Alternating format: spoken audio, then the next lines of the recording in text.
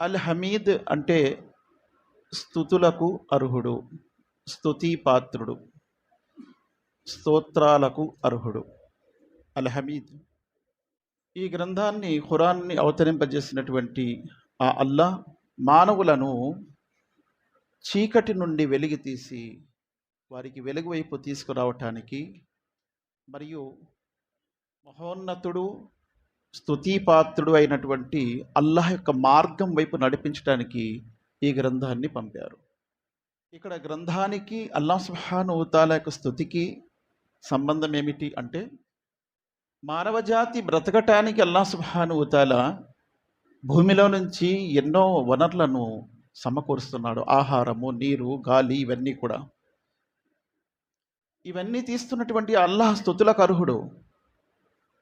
అంతకంటే గొప్ప విషయం ఏంటంటే, మానవ జాతిని అపమార్గం నుండి రక్షించి సన్మార్గం వైపు తీసుకువెళ్ళటానికి పంపినటువంటి గ్రంథము, అది మానవులకు ఎంతో ప్రయోజనకరము, ఎంతో మేలు చేసే విషయాలు.